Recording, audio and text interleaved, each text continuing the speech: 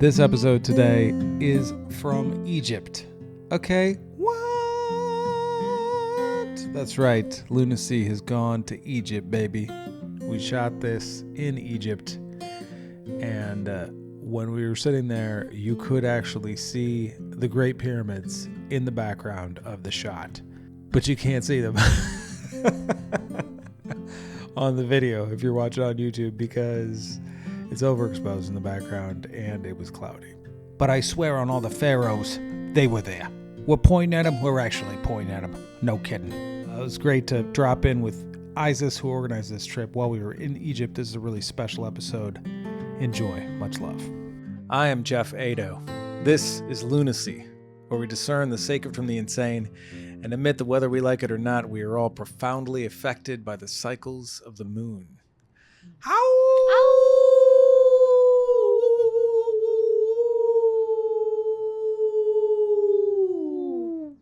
Love it.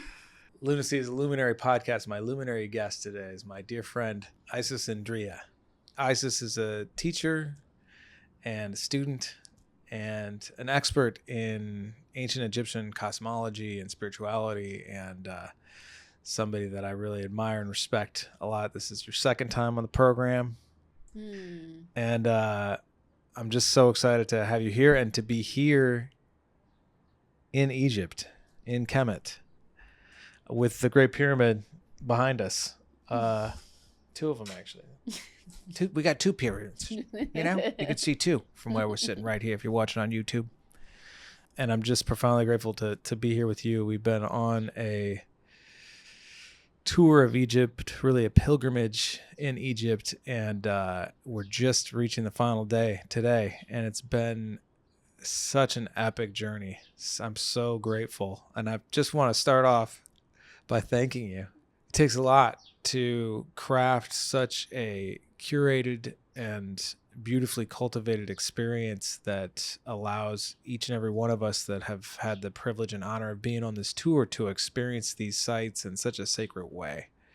And it's really, I know for me, unlocked so many gates of transformation, of inspiration, of humility and grace and gratitude. And, you know, I was excited about coming here, but I realized that like my life is now forever changed. It's forever altered in a good way. And I'm just so grateful to be here and to be able to share this conversation with you. So thank you. Thank you from the bottom of my heart. I can never say thank you enough for this experience. So My deepest honor and pleasure to be of service. And, you know, we're so grateful for this land and the people here, you know, the Egyptians and Muslim culture and the Nubians and the locals. And, you know, oftentimes, you know, we come to this place and then, you know, to connect to our ancient origins and to restore our memory and continue to like expand our awe-ness. yes, What is actually possible or where we come from, and even to help us in restoring the memory of what we can craft for the future. And something that I've just been so thankful for is just the people here and the amount of locals and the Egyptian and Nubian people that have just been so generous to support us and the guardians to go on this journey.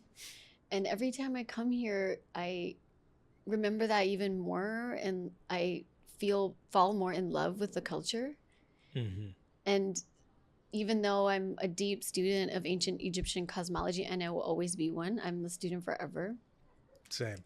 It's like endless. It's an eternal journey. And then I've been finding myself a student to the cultural relationships here and how people love and care for each other.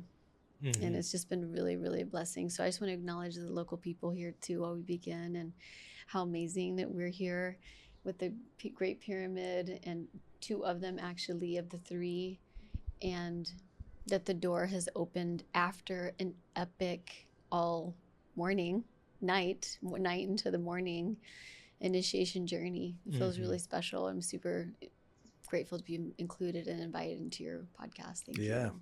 it's beautiful to have you again. This is my second trip to Egypt. My grandmother, Nina Parish Granny.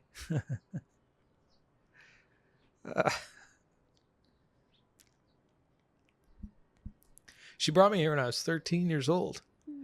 And it was like, you know, they had lived all over the world. My grandfather worked for USAID, building bridges and railroad, managing ports all over the world. And so she didn't have a lot of money, but she was like, I'll take any of you kids anywhere you want to go in the world. And when it came my turn, she said, how about Egypt? And I was like, okay.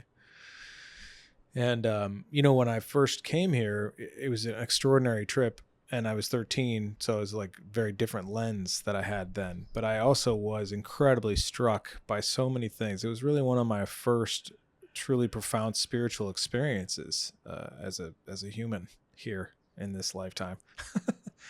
And, you know, speaking of the local people, at that time there was a markedly greater amount of poverty in this country. And, you know, I had a lot of, it was a huge culture shock for me coming from like Omaha, Nebraska, you know, where it's so suburban and cultivated and everything, to where there was just extreme poverty. And that was very sad for me, that aspect. And it's a different deal now. It's a really different deal. Not to say that like there aren't people that are living on lesser means, but just to say that the overall situation in Egypt just seems so much more stable. And this trip in particular, because I'm an adult also, I really have gotten to know so many of the people, you know, from Siwa to Cairo to down in Luxor and Karnak, and everywhere that we've been, it's just been, they've been so gracious and so accommodating and so kind. And you know, one of the greatest unexpected gifts is walking through these temples when we've had private time and hearing the calls to prayer, hearing the songs of prayer, you know, where they're singing to God, you know, to Allah. And such profound gratitude for being able to experience those songs in these temples in such a sacred way. You know, it just feels like, okay, yeah, times have changed a lot, and the people are still holding that sacred reverence for the divine, for God, for Allah. And I just have such a profound respect for the level of devotion and commitment that they share. And it's so beautiful to be bathed in that culture. Go Egypt. You know, you guys are winning. I appreciate y'all. There's a respect that feels so key to strengthening the harmony between relations here and in really all over the world. And that's something that I want to like strengthen in and encourage as Western people that come here, what it is to come here in like such a profound reverent respect for all the guardians and even the Muslim culture and how it all works, so that we can commune in a deeper way. And you know, my heart was a little bit honestly breaking in Aswan because there were some stories around the Western tourists coming and doing things that go against Muslim law and the culture, particularly in the relationship to women. And it was such a disrespect to the Muslim culture that they ended up shutting down certain access to particular holy places because of it. And all the years I've been coming here, that has never been a situation. And so my heart like broke, honestly, and I'm still kind of heartbroken by it, to be honest. And it just brings me to this like prayer of, in this bridge building moment, for us coming to this place to learn our origins and like return back, that we can strengthen our commitment to coming in a really respectful way and coming to the temples in a respectful way and following along with what is the cultural process, even if it's not how we do things, but following along, going behind it. And then from there, the doors open more, you know, at least that's what I've experienced all the years I've been coming here. And strengthening our bridge building relationships that way so that we're trusted, and we're invited more, because that's part of the key. And so I just felt like in my heart to share that. And in my culture, Chamorro people, Tsamoru people, there's this consciousness called Anafa Maulik. And it's a huge sort of thing to unpack. But one part of it is deep respect is the key to maintaining the harmony with all relations, and like coming from that place of respect. And then, it's like when we feel respected, we just feel liberate. Like there's more joy that opens. There's like more communion that can occur. Also just feeling the gratitude for our group this trip. This group has been so loving, so respectful, so kind. I remember when our first circle, Tao, he's one of the young magi's in the group. I think he's 10. He is 10 or more. 12. He's 12. Yes. Young magi's in the group. Yeah. He was one of the first people that Padawan. shared a word, and he said kindness. Oh, yeah. He said kindness, and I feel like that sort of abracadabra moment of him saying kindness has really been the spirit of our journey. And I felt like the cultural exchange and the spirit of kindness has been how it's felt and been and opened. And so I just wanted to speak to that because that's just been so natural. And then that consciousness of kindness in general, and how important that like consciousness is in bridge building and strengthening relationships, especially as we go back to these places like Kemet where, so much opens every time. Every year I come here, I'm like transformed. It's always, maybe I've been here however many times, but it's always the first time. It's always the first time because it's like a whole new moment occurs, and I remember more, and I'm, and with that like deep remembering, we still don't know anything. Like we will study Kemet for the rest of our lives. One thing we were reflecting recently is that so far in our journey, we've been here for 2.5 weeks. Some of us, you went to Siwa, the Oasis, one of my favorite places ever, plus the 2-week journey. No two things are the same. No two temples are the same. No two chambers are the same. No altars are the same. All over. From Giza all the way to Aswan and back again. And how is that also we're welcomed. The whole world is welcomed to commune with the great mystery and all of the different facets and expressions from Aswan all the way to the plateau and back again. And that live, we're discovering more. Every day, every other day. One of our beloved masters, he would never call himself a master, Mahmoud. He's such a gem and a gift to us. He's been to the temple, each temple, like, I was like, how many times have you been to this temple, Mahmoud? He's like, thousands, Isis, thousands, And he always learned something different. Every time. Yeah. And that's really a big remembrance. Kemet, ancient Egypt, one of the things that I love is some of the storylines is that we're always becoming. It's a journey of becoming, and he's an example of that. Like, we come back here, we're still becoming. There's nowhere to go. It's everywhere. And like the journey of becoming is the teaching. Yeah. Anyways, I could go on and on to the break of dawn. Yeah, and do. You're welcome to. That's the whole point of the podcast, is for you to go on and on till the break of dawn. Muhammad, also, who's one of our other leaders on this trip, is just so incredibly, profoundly knowledgeable and deeply invested into the spirituality of this place, and both of them, and that's the difference between this trip and the trip that I did when I was 13.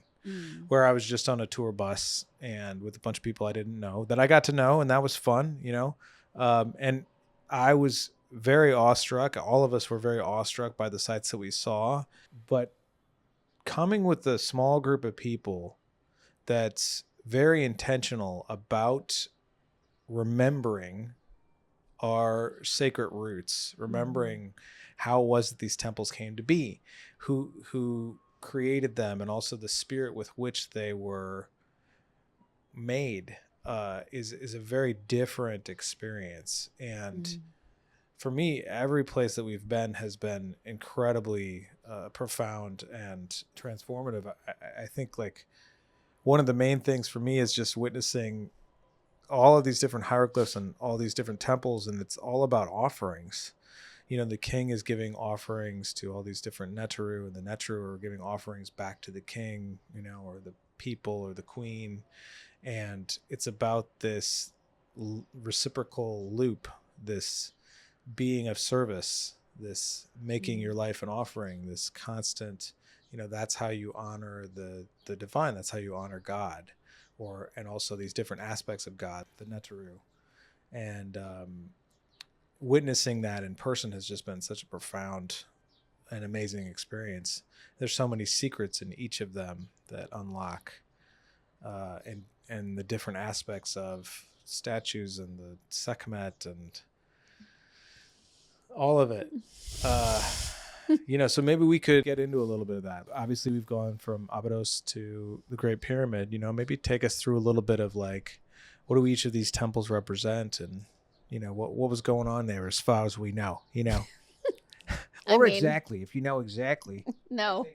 You know, everybody wants to know why the pyramid is there, so you could just explain that. That'd be great. But from what we understand. Yeah, I mean, I'll do my best. This particular pilgrimage that we do is called Egypt Initiation. And the reason why it's called that is because it is that. And a lot of the old Egyptian cosmological teachings are about the journey of life that feeds death, that feeds rebirth, restoration again. And so the Ouroboros, the serpent eating its tail, which is the journey of initiation. Mm-hmm. And this particular flow that, you know, we do came later. I mean, when I first started coming here, I didn't know this flow, and I was doing other flows. And when I learned this flow and been working on it deeper with Mahmoud, I'm realizing, okay, there's a lot of the teachings of the entire landscape is connected to this flow of the journey that we did. So first and foremost, I want to share it that I just think this is so beautiful. You know, many of us connect to Egypt in relationship to mummies, pyramids, and the Blue Lotus. Those are usually the first three things. Not for all, but usually. And the Nile, you know, this life-giving Nile, it has two roots. One is in Ethiopia and Uganda, the blue and the white Nile. And then it travels north and it comes together in Khartoum, Sudan. And then it becomes one Nile, the Nile, that then travels north from Khartoum, Sudan, and then into Aswan, through Luxor, Thebes, all the way up until it gets to the plateau. And then at one point, it has 7 tributaries. And those 7 tributaries, it makes of a blue lotus. So you see the 7 tributaries is the lotus, the stem, that's the Nile, and then the blue and the white are the roots. And one of the stories in the Spirit of Offering is when we would make offerings to the waters of the Nile, it would carry those offerings, like the blue lotus would open, receive them, close, take it into the waters, primordial waters. And then it would offer those prayers all across the world to all the bodies of water. And Egypt was referenced, Kemet is its original name. And that's references like Asar, Osiris. And then the other side of it is Tasherit, which references Set. And in this offering to the Nile that would feed the rest, it was because there was this understanding, and what they stood by is that the entire Nile and all of the temples along this region was heaven on earth. And so they were literally, very literally reflecting particular regions in the cosmos and particular stellar relationships in the cosmos, including the Milky Way, and reflecting it in Kemet. And so it was meant to be, you know, that which is above is that which is below, that which is below is that which is above, a direct reflection. And so within that, there's a lot of relationships with particular star constellations, one being Orion's belt. And there's a lot of relationships with Orion's belt and the Neter, the cosmic force, Asar, also known as Osiris. Osiris is the Greek name. Wazir, Asar is the Kemetic name, ancient Egyptian name. So the story with this, and there's a lot to it, and I'm just going to keep it as succinct as I possibly can. One thing I will share is that there's a profound interdependent relations between humans, the living life force of the natural world, and the cosmic forces. So all the cosmos, everything of the natural world, us as humans. Now within that, there's this story of creation where, long story short, is that Set, who represents the desert, the Sherit, chaos, puts together, he's like, this big event, and he's like, okay, I'm going to build a coffin made out of the tree of life, and whoever fits into this coffin, any of the leaders, will get to have it. So he builds this grand event, and Osiris comes. He gets into the coffin, and he fits perfectly because it was fashioned for his body. And then Set locks it up, and then locks him in it and throws it down the Nile. This is the human example of this creation story, personifying it. Throws it down the Nile, and then the coffin gets stuck in another tree, and some say it's a tamarisk tree. There's stories that the coffin was made out of acacia, so there's also a lot of parallels in tree of life consciousness inside of it and the stories of the tree of life, but that's for another talk. And so then you get, the coffin gets stuck into a tree, and then Aset, also known as Isis. Isis is the Greek name. Aset is the ancient Egyptian Kemetic name. She's known for the lamentation rites, and she's just searching for her consort, her partner, Asar, with her sister, her twin. Nebtis is the Greek. Nebetet is the Kemetic. So I'm going to speak more of the Kemetic names, or the ancient Egyptian names. Aset references like the Holy Mother and the visible one. Nebetet references the invisible one, but they're sisters. And they're known for the grief and lamentation rites. So they're traveling all over the Nile, like, where is Asad? Meanwhile, in Byblos, a pharaoh needs a pillar for his palace. So they cut down the tree of life, per se, tamarisk, made out of acacia wood. There's also stories of the cedar. And they bring this pillar with the coffin inside of it into his palace to strengthen the palace. Simultaneously, one of his children gets sick. And then word gets out as she's searching where the pillar is. She finds out that it's in this palace. And Aset and Nebetet, being healers and magicians and master herbalists, ritualists, nurses, like, oh, we can heal your child. So they go down, and the king's like, you can heal my child? And then they do. And the king's like, what do you want? You can have anything. She's like, I want the pillar. So they cut down the pillar. They give it to Aset. Set finds out. Aset, Set. It's interesting to notice those two words that are shared. Set finds out, and he goes on a rampage, and he gets the coffin and cuts it up into 14 pieces and throws it all over the Nile. There's so many stories in between all of this, but the point that I want to share here is that one of the stories is that all those pieces, the 14 pieces, are where temples were and are resurrected. Now, not all of those temples exist now, but a lot of them still do, except for one. And each of those temples that were resurrected reference a part of the body of Asad, like the head or the leg or the heart or the other leg or the arm or the chest. Like the head is Abydos, the chest is Dendera, as an example. The only piece that wasn't found, supposedly, is the lingam. So one of the stories is that it was The eaten. phallus. The phallus, the lingam, the phallus, the cock. His wiener, all right? Yes. They couldn't find his dick, They is couldn't what find- it is. That's what exactly. we're talking about, yeah. And one of the stories is it was eaten by a catfish. Which sounds terrible. It's like And worst so there's- nightmare. In the area where this was supposedly, the myth of it being eaten there, the Egyptians won't eat catfish anymore. Yeah, I get it. And this temple is incredible. So anyways, another story. So there's a whole other part to the journey of Aset and Nebetet gathering up all of the pieces. to then do the grand black rite, the rite of resurrection, to resurrect all the parts of Asad back together, fashion a lingam, to perform, some refer to as the Immaculate Conception or parthenogenesis, to then make of their child, Heru, also known as Horus the falcon. And then the stories of how she trained Heru in hiding. Where do we hear this? You know, a lot of other myths and stories. Mm-hmm. Trained Heru in hiding to then be raised to then meet Set. Now, there's a lot more to that. Now, our journey, the journey of, you know, initiation, is we start in Abydos.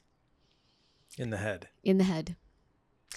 And the journey that we take is to walk the pilgrimage as close as we can to the old tradition of Aset and Nebetet as much as we can, and gather all the parts of Asad, parts of self, parts of humanity back together again, to then do a resurrection rite, a renewal, a restoration, revival, regenerative rite, regenerative consciousness rite in the temple of Philae, which is the temple of Aset. And so the journey from Abydos to Aset and all the temples in between, including boats on the Nile and all of this, we're going into, each of the temples are known to be a body or an expression of a cosmic force, also known as a neter, or god or a god. So we're going in to commune with Asad in the temple. Now there's a couple in there. We go into Dendera, Heteru, Hathor, to commune with the consciousness of this cosmic force in there, while simultaneously gathering the head, gathering the chest. And this is all the way to Aset, to then do the rite of fusion, the black rite, the lightning rite. And then from there, once all of that is together, then we go to the Giza Plateau for the rites of initiation. And Saqqara, Abu Ghurab, Great Pyramid, the Sphinx, and many other things that we do. All the flows that I had done before this, I haven't found them to be, for me anyways, as deep and magical, like where it really feels like we're doing some deep work together. Mm-hmm. Because, and then when you go to the Great Pyramid, the Sphinx, like one of the stories is that this was for, a power generating machine to like power and generate the earth is one of the ideas, which I definitely feel. And then also to like interdimensionally travel, because like a lot of the channels with the Great Pyramid, etc., they align with different star constellations. And so it's really, I think, helpful if you're going to interdimensionally travel and or, connect to a power generating source and technology to gather all the parts of self and humanity into wholeness as much as we can and then go into it. Mm-hmm. Saqqara, what, like the levels of initiations that occur there. But it's incredible. Saqqara. Yeah. Saqqara. It's really, that place was something else. All of it has been exceptionally incredible. When we got to Saqqara and saw I don't even know what to call them. They're these giant granite crypts that are, I don't know how many tons, but like lots of tons. All right. Tons of tons. You know what I mean?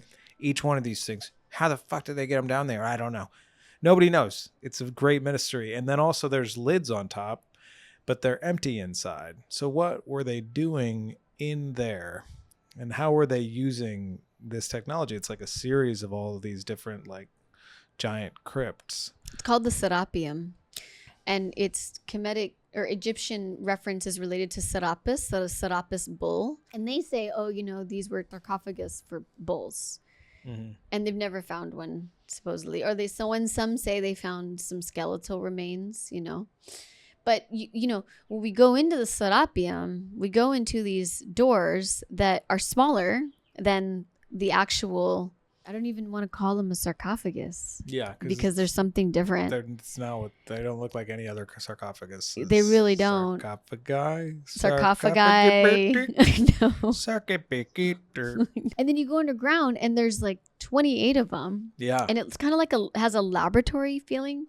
It does. Like a very organized laboratory vibe.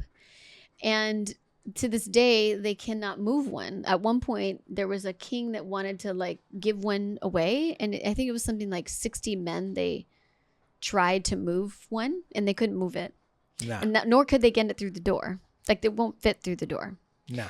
So, and there's stories is that there's another 28. You know, I don't know, but there's stories that there's another 28 That haven't been discovered. that are that have been discovered that haven't been uncovered. Oh, okay. Supposedly. All right. I don't know. I that's Keep just it what under I've been wraps, told. Egypt. All yes, right. exactly. Release the hounds. You know what I mean? And then there's stories that like, okay, that they were, you know, for bulls, and other stories is they were dematerializing technologies. Yeah. Other stories is that they were their batteries that were like massive, massive batteries.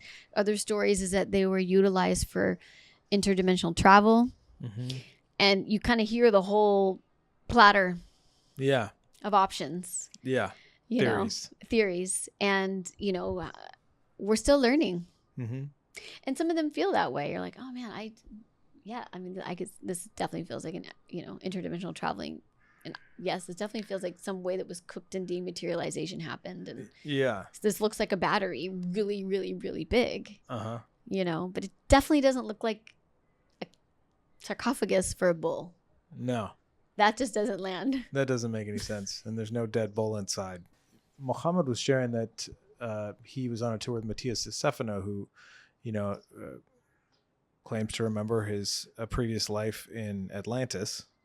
And from what I can tell, he's being very authentic. And he doesn't strike me as crazy in any way, shape, or form. But he did say that they were dematerialization chambers. Now, I don't know where they rematerialize or what they do. And that goes for so much of it. It's like this huge mystery. We went into some other parts in Saqqara where there are rooms that are incredibly resonant, that are designed to be inside of, to use voice to resonate, and you can feel. And this also, by the way, goes for in the Great Pyramid, in the King's Chamber, where everybody has access to go to as well. You sing in there, and which of course is I love, give me a place to sing and resonate, and I'm a happy guy, you know. That's my Shangri-La. All right. But you can feel it in your bones, in your core, and it's such a deep healing, you know. And that's something, by the way, we should just get into a little bit here, is having these experiences, being able to resonate in these places, in these sacred sites, feeling the energy of these places, particularly going into them in a prayerful way with intention and humility and gratitude and awe, you know, exponential awe, for me it's been a big healing. Like I could feel parts of my heart healing, you know. Look, I think everybody knows, if you paid attention to this podcast, I've been on a healing journey for a long time, and I'm spiritually oriented. All right. But what I realize is that healing journey, I don't know when it's ever going to be over. I think so much I have healed, and yet there's always so much more to heal. And it's like, is it me? Is it ancestral? Is it on behalf of humanity? Is it just that I got bullied as a kid? You know, I don't know any of that, but I can tell you that there were parts of myself that really healed during this journey, and doing, you know, experiencing the resonance in these chambers, in these temples, in these rooms. The whole experience for me, in all of it, has just been a profound integration. It has actually felt like a bringing back together of my parts, you know, the parts of Jeff, of who Jeff is. And I'm just so grateful to have that experience, and what it means to come to places like this, to come to anywhere really, but particularly to places like this, where these are no doubt the largest, most impressive, incredible structures that have ever been created in the history of mankind, for the purpose of celebrating God, of celebrating our divine origin, and for the purpose of healing. And you can see that, you know, we go to Kamumbu. That's not how you say it, but that's fun to say it like that. We went to Kumumbu. No, we're in Africa. We are in Africa. It works out. Kamumbo. But Kamumbo, they've got like these, there are hieroglyphs of scalpels, unquestionably scalpels, instruments used for healing. So all these temples, these massive temples that are designed to celebrate God and provide healing for people, not just kings, not just the pharaohs, everybody. There was a whole community and culture built around that. I think there's a misnomer that people have this thought, oh, well, it was just a bunch of kings and a ton of slaves. And, I don't know how it was, but it wasn't like that. It really doesn't, that doesn't feel how it was. It really feels to me like this, in so many iterations was a place that was built on abundance, on the abundance matrix, not on the scarcity matrix, that we have inherited in our culture and are working to dismantle, at least the two of us. And hopefully you listening out there, you must be, because you wouldn't be listening this far if you weren't trying to get out of that bullshit. All right. I just want to highlight like that, coming into these places, these sacred sites, with not only a sense of awe and how did they do that, but also a sense of like profound intentional prayer, is so impactful and transformative as a man, as a person, as a human being. It's just focusing on that intention and allowing that to be is a totally different experience. And there's one more thing I want to say about prayer, because it came to me strongly when we were in the Great Pyramid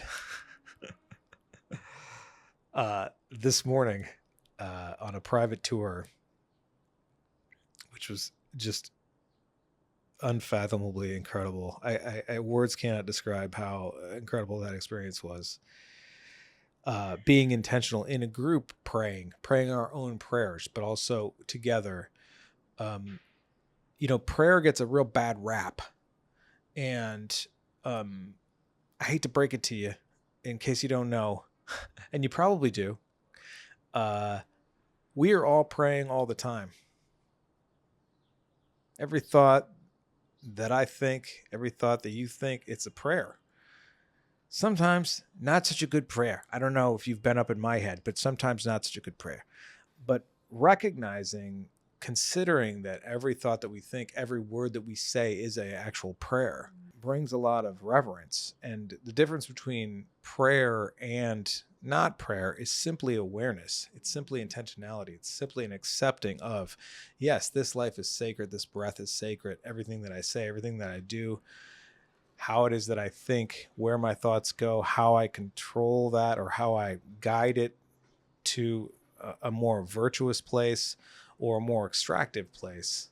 Like, that's really where free will and choice exists. And so yeah, just coming here in a space of like a very intentional prayer makes a huge difference. And I really like that's why we're here, is to share the beauty and opportunity of that.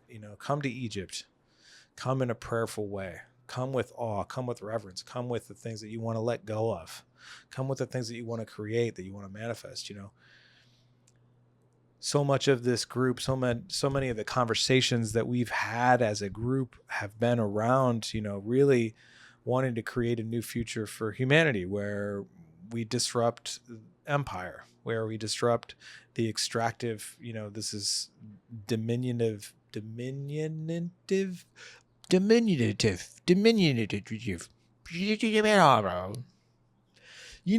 that thing where we're like arrogant asshats that think that we should like claim dominion over the world, and that like nobody else has intelligence, and that it's just whatever, it's like ours for the taking, the extractive model.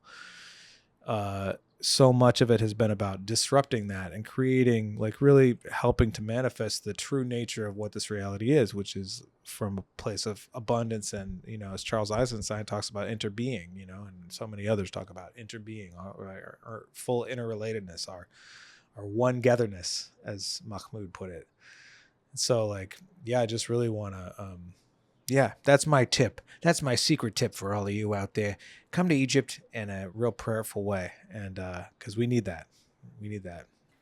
It's really a beautiful moment of building a new relationship with prayer. Mm-hmm. As in what you shared, we're always praying when we're thinking and speaking. In the cosmic forces of ancient Egypt, one of them is the Hu. And the Hu is the divine utterance. And it's this idea that when we speak, we are a vehicle for divine utterance. And so it is a living prayer. Wow. And one of the The things Hu. the Hu. Yeah. And one of the things I love here in the temples that you mentioned earlier, it's just magnificent when you hear the call to prayer happening. And 5 times a day, and I'm just having this memory of all of the family on the boats, the dahabiyas, when they stop and they pray together. It's so beautiful. There's a union that happens. There's a bonding.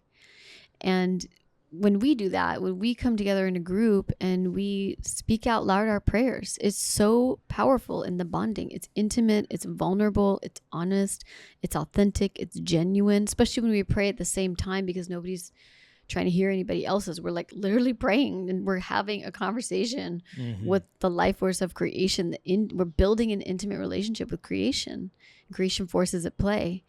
And when we pray together out loud and we pray for what we're thinking about or what hurts in our hearts or how we want to transform or people we love or places we love or, the things we want to do in life, we're bonding.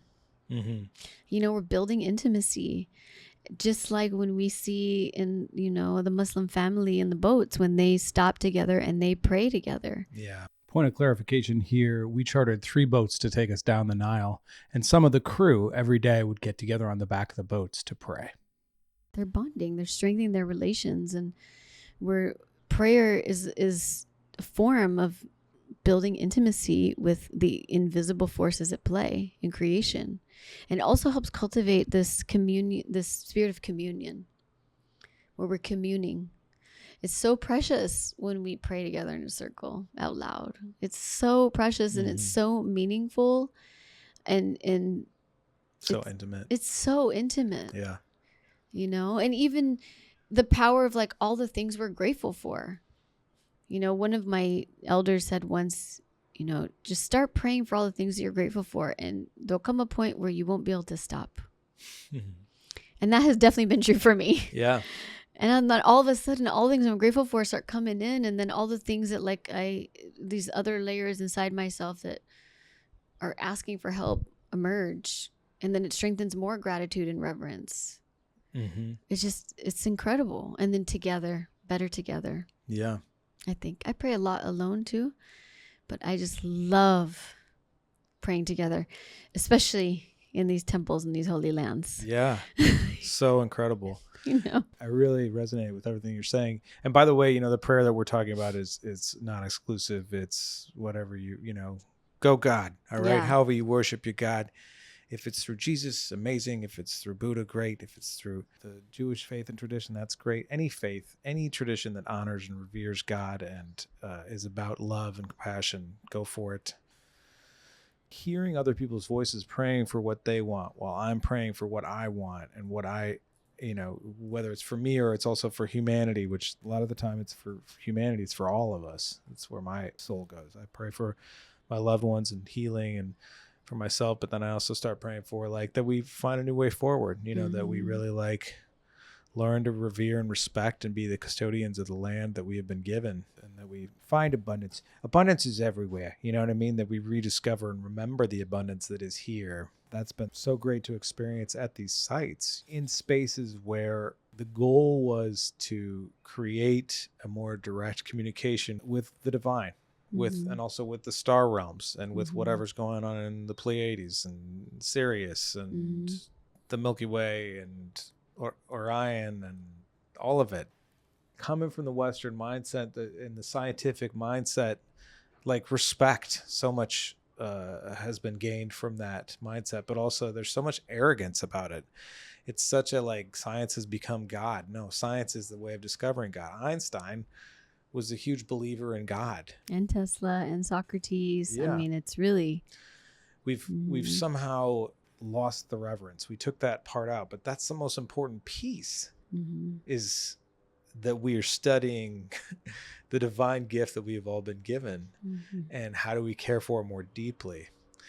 And yeah, that's been super, super evident in a way that no other experience in my entire life has been. And I've had a lot of deep prayer moments in different circles and indigenous traditions and sweat lodges and ayahuasca circles and wachuma circles, plant medicine circles like that. But being here, not with medicine even, just being in this space, feeling the vibration and the energy and the pull of the granite that is around us, or the crystals, or the alabaster. That alabaster place that we went to, there's this incredible altar that we witnessed, that we were around praying there. It's just like, well, okay, now there's like a different sense of these people were keenly interested in communing, and we're creating gateways to do that more powerfully, so that they could be heard and listened to and reciprocated. There's this beautiful expression of that. It's as much as we seek to commune with the divine, so does the divine seek to experience itself through us. And this relationship with devotion for communion that then opens up the vehicle for the divine cosmic consciousness to start to express itself through us. And, you know, another way to say it would be become gods. And I veer from that phrasing because I feel like that can easily go into like an egoic messiah complex direction. Yeah. You know? But the way it can very easily. And the way I like to consider it doesn't have to is exactly genuine seeking to commune with the divine. You know, like the more than human, the great mystery, where we come from, what we're made of, where we return to, the unseen forces at play, genuinely to commune and bond. And through that most genuine, honest devotion, through the consciousness of offering, because when you're going to commune with the divine, you want to offer, you know, at least that's how I see it. And then cleaning the body, the vessel, to be a vehicle for these cosmic forces, the divine, to express itself through us. Yes. It's a very humbling thing. So humbling. You know? When you really consider it and step into it. I mean, that's an interesting thing about what you say. It's like, to really experience that, you have to come from humility. You can't fake it. You know, you can't do it for the gram. You cannot experience that level of authenticity for your ego. Your ego can't handle it. It's very true. One of my favorite quotes is one of my first teachers, Father Ben Ren, rest his soul, God bless that man. He was a Jesuit priest who taught at Loyola University in New Orleans, and he would often quote Yeshua, or Jesus, saying, I said you are gods. I said you are gods. Like, what could he possibly mean by that? To me, there's like a grand awakening that's available that he was pointing to in that phrase, of accepting what you're describing, of like really recognizing the capacity to be a transmission of the divine. And in a lot of ways, we are doing that already, you know, in our lives, in our purpose, in our job or our mission, you know, if we're following our bliss. And even if we aren't, even if we are lost, there's still some aspect of that. But to seek to become an instrument, like an empty vessel of the divine, that's, to me, that's what that means. You know, that's, and there's just no space for the ego to be there. It is so profoundly humbling. I mean, I can speak from music, you know, and also from acting, you know, sometimes, like, but music is a little bit maybe easier to grasp when a song comes through, when music comes through in a way that is fully open, and I've allowed my voice to fully express itself, and I've really communed with the essence that's coming through me. It's very clear it's not me. It looks like me, you know, it has my face, etc., but it's not me. And the more that I can get myself out of the way, the better whatever it is that I am offering is. And the more that I can come from a space of offering, the better off I am. You know, you have this quote that I really love. The consciousness of offering is the antidote to the extractive mind. The consciousness of offering is the antidote to the extractive mind. Or the extractive mine. Oh, yeah. Both. Ooh, that's good. Mine, M-I-N-E. Mm-hmm. I like that. That's nice. That's a good twist on it. Good job. When'd you come up with that second part? Definitely wasn't me. Is that a new one? Oh, who came up with it? Whose quote is that? Exactly. Being a vehicle for it. I'm saying Isis said it. You know what I mean? But it's the same thing to what you were sharing, where something comes through and it's something else. It's like communicating through us, through song, through word, through transmission. And this is something that naturally occurs here for people. Yeah.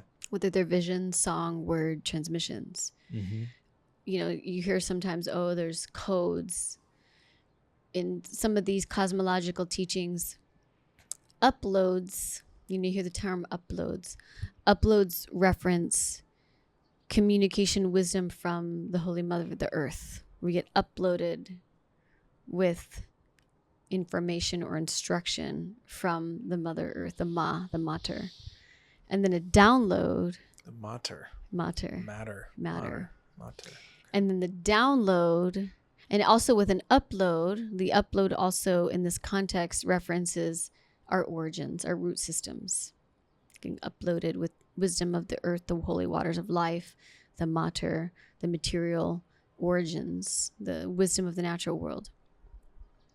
And then the download is referencing in this context, receiving information instruction from the cosmos or stars or star beings, stellar relationships. Yeah. And oftentimes that references from the future. You know, the uploads are from the ancient, the past, or from the origins as an example, or the living energy that's alive in the Ma, the material. And then the downloads are from the future, because by the time light reaches here, it's from the past of its point of origin, but it's the future for us. So we're receiving downloads from the future. You're blowing my mind right now, man. And if you're listening out there, I bet your mind is also getting blown. Go on. And then codes in this context reference the math, the geometric patterns, the geometries of creation creating itself through us, through song, through sound, through vibration, through frequency. And so when we tap into the codes, it's tapping into the math, the geometry, the sound, the frequencies. And in this, the same thing at the beginning of this talk around Kemet being Egypt, being a reflection of heaven and earth, and some of the stories of the tree of life, you know, with the tamarisk and the acacia, the body was referenced as a vehicle for this also. We're like a tree in our body, our structure. We're two-legged standing beings. Oftentimes the trees are referenced as standing beings. We have two legs. They're like our roots. And sometimes one leg references the mother's line, one side the mother's line, one side the father's line. And then there's two roots, just like the blue and the white Nile, come together at our root, our Muladhara. Wow. And so then, and the holy waters of life that travel up like the Nile, up the body, and the breath of life is also come together in our trunk, which is known as the Jed, the D-J-E-D. The symbol of stability and strength, and the Jed, the Jedi. The Jedi. The Jedi. Yes. And then this is a symbol of Osiris, the Jed. And then when we stretch our arms like this, they're like branches, and our fingers are like extensions of the branches. So we're like a tree, and we outstretch our arms like trees. We have the ability to receive information from the future and bring it into the body. They call this the conduit, the tree of life, or tree of life, the conduit. And then it meets in the middle with the legs, and the legs receive the wisdom from the origins, our past, our ancestors, where we come from. And they meet in the body, and we become a conduit, a conductive vehicle for creation to play us like instruments. like the origins of our past, our ancestors, where we come from, and then information from the future. So we're like walking trees of lives. We're ants. We're ants. We're basically ants. And then the head is the symbol of the lotus. We walk very slow. Go on. The ents. Oh my God. One of my favorite parts of Lord of the Rings are the ents. I hope I didn't fuck up your whole vibe. No, not at all. I actually, I feel like I was a giant in one life. So I'm like, maybe I was an ent. I'm definitely not a giant in this one. Thank God. It would be very hard to get into the pyramid if you were a giant. There's some places I've been able to go because I'm so small. I'll just say that too. And then our head, our crown, this region, because if you think about it, the primary channel that connects this floating head and the rest of the body is the throat. Our voice, our song. This is the bridge between up here and the rest of the body.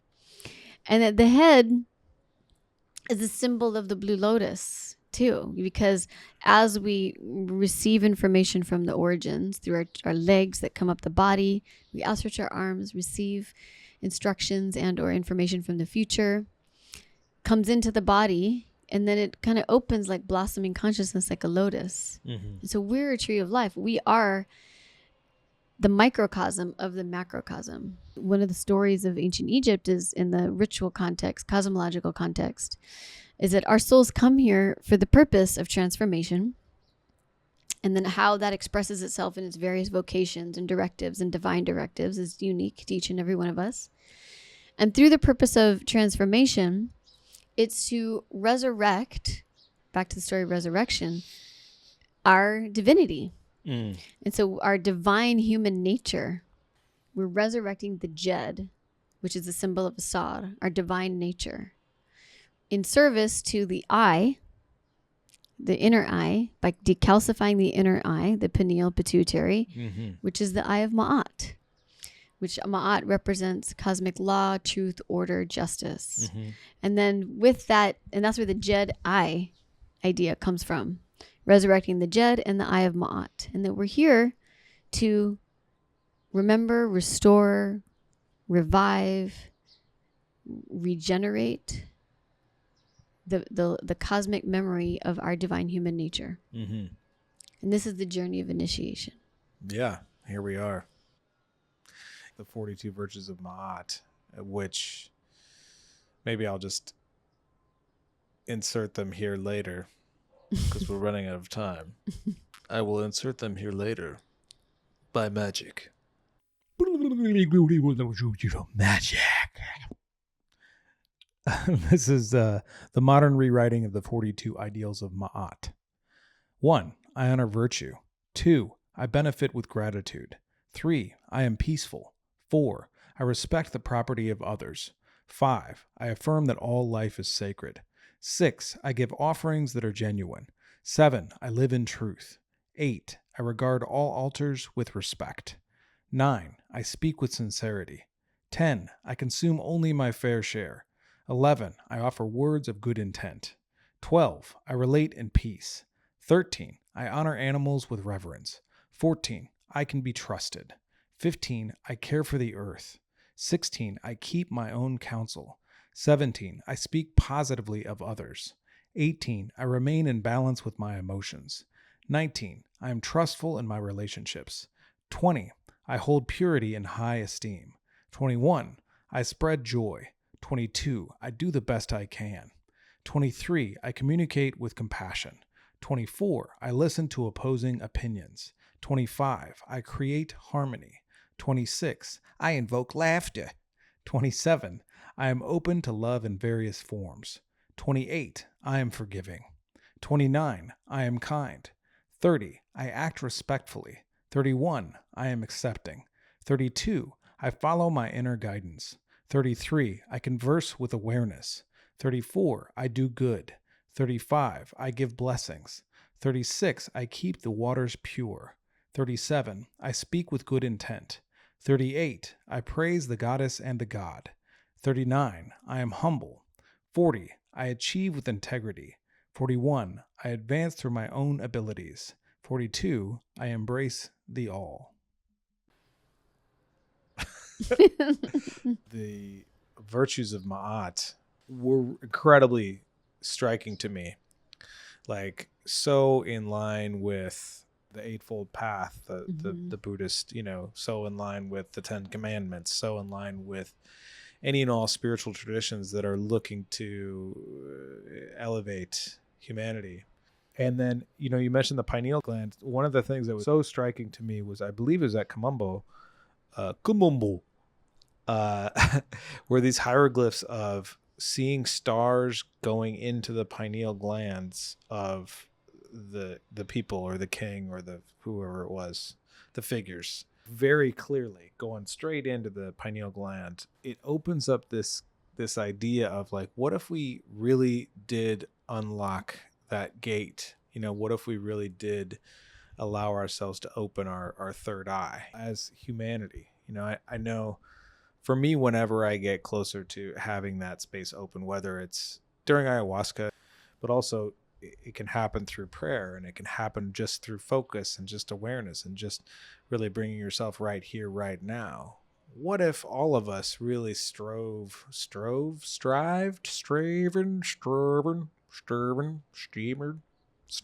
What if we all had the intention of opening up that third eye? What would humanity look like then? I feel like we're restoring the memory of that. Mm-hmm. We're at such an amazing time right now where consciousness evolution is finally a conversation. It's part of the dialogue. Yeah. And where we're genuinely interested in Mm-hmm. consciousness. Yeah. And with that, part of even coming to these ancient places, whether it's your actual ability to come here physically or through meditation or through media or through hearing other people's stories or reading books, so however it is that we come here to these original places, there's like a consciousness expansion that occurs. Mm-hmm. That by nature opens up those gates and doorways in pineal, pituitary glands that help us see, perceive, change. When we change the way you look at things, the things you look at change. We start to see things differently from a different lens. Mm-hmm.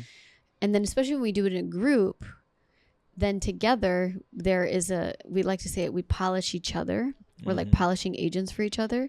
We enter into another field of consciousness where we actually start to move in a new way. And we're at that time in our human experience. It's happening. Mm-hmm. It's a really precious time, I feel. And something that always blows my mind about Kemet and Egypt. There's a lot of research around how a lot of the carvings and even the mapping of the temples are replications of parts of the brain. Even the Ankh is a pathway in the brain. And even the Eye of Heru, the Eye of Horus, the Eye of Ra, Jehuti, are actually representing parts of the glands in the brain. That's a whole magnificent research direction to go.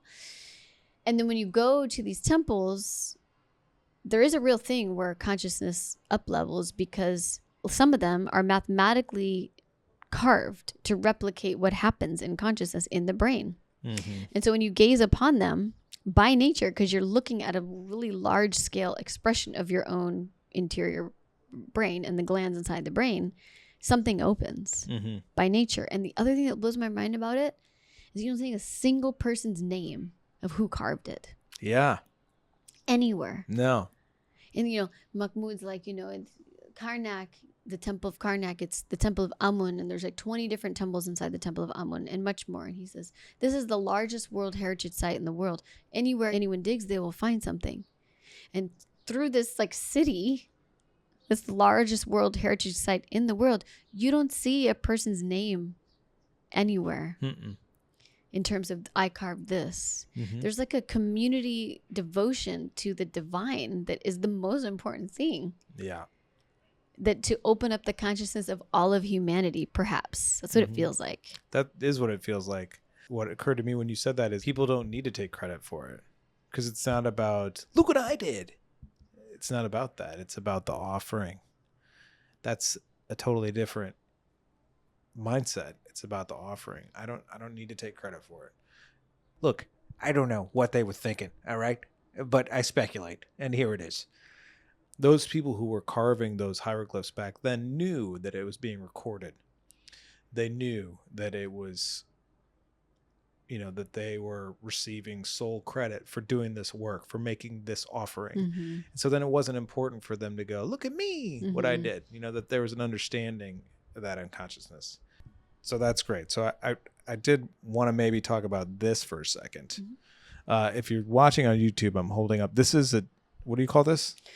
Well, technically, we call it the Jed, but technically it's a Jed was Ankh. Mm-hmm. And it's called the Jed. It's called the Jed, the way we refer to it, but it's essentially a staff. Yeah. Mm-hmm. And if you're watching, it's gold. It's not solid gold. Okay. It's been dipped. All right. So don't come rob me. Yeah, exactly. It costs $30 to dip it. You know what I mean? A good deal. But this is what you're talking about. So here, if you're looking, you can see the Jed, which is the pillar, which there's 1, 2, 3, 4 horizontal lines and like a trunk going through. And then you also see the Ankh on top with the consciousness, and then the Was, which is, what's the Was? Power. So the power runs through all of this. Mm-hmm. Amazing. I know we could talk for hours, and I would love to do that, but you got to go back and be a mom, and we got to finish off the tour and go to the Sphinx. So is there anything else that's burning for you that you feel like you want to say? Mm-mm. Okay, great. So I just want to, I know I acknowledged you at the beginning, but I'm going to acknowledge you again. I really appreciate the humility with which you come to this work and offer it. And I really want to acknowledge that. I wouldn't be here if that wasn't who you are. And I really want to acknowledge your profoundly deep authenticity and your deep desire to help heal yourself, help heal your family, your own lines, but also help others heal, help heal their lines, their families, and help heal humanity. And that's a shared mission of ours. So I just want to let you know how much I love you and how much I appreciate you and how much you've got my sword. I got your back. Oh my God, heart melt. Thank you. Yeah. Means a lot. Mm-hmm. Okay, so final question. For you, Isis, what is sacred and what is insane? Who's to say what's sane in an insane world? Yeah. Earlier, you're referencing science, and one of the things I love about how the mystery teachings are described as the sacred arts and sciences and communing with the arts and sciences of the sacred. Mm-hmm. What feels insane is the forgetting of that. Mm-hmm. And like the forgetfulness of what it means to commune, study, attune to the arts and sciences of the sacred. Mm-hmm. One of the, this Great Pyramid journey was a very strong one for me. And I found myself weeping. I couldn't stop weeping. And I didn't have anything specific that started it. It just wouldn't stop. Mm-hmm. And what turned out, I wasn't the only one. And yeah, you weren't. you know, Also weeping. we were weeping together. Mm-hmm. Lamentation, right? Mm-hmm. And then when I was sitting and just feeling into perhaps what was part of that weeping and personal, collective, and humanitarian, it was about the forgetting. Mm. Forgetting to such a degree that creates a narrow pathway that actually can lead towards actions and thoughts and ways of being that do not serve healing and transformation and the unification of all relations. Mm-hmm. And so that to me is in the field of insanity. It's connected to the forgetting. Mm-hmm. But lunacy, I love the term lunacy. Yeah. Because lunacy is also like losing our minds. Yeah. Which is important to do sometimes. Yeah. There's so much that goes on inside the mind. And sometimes to lose it, let it go, is to commune with the great knowingness. And that to me, lunacy in the moon, in relationship to the moon, and also in relationship to travel. Mm-hmm. It's such a beautiful word. Yeah. I love it. That's great. So I just want to acknowledge that too. Thank you. Yeah. Lunacy. Yeah. Lunacy. Exactly. Yeah. thank you to all of you who are listening or watching this podcast. I really appreciate you, and just sending all of you so much love. Really appreciate you on your own journey. The fact that you would tune in to hear us yammer on about these beautiful treasures that we've experienced means so much to me. And also, like, I just want to just give you all the blessings on your journey, and encourage all of us to keep going, to hold the line, to stand. Not on my watch. May the new future emerge. And much love be given to all. You know what I mean? Let's go. Let's do this. All right, let's do it right. Let's get it done. Thank you so much. If you want to support this podcast, go to patreon.com/Lunacy podcast. We love you all. See you next time. See you next time.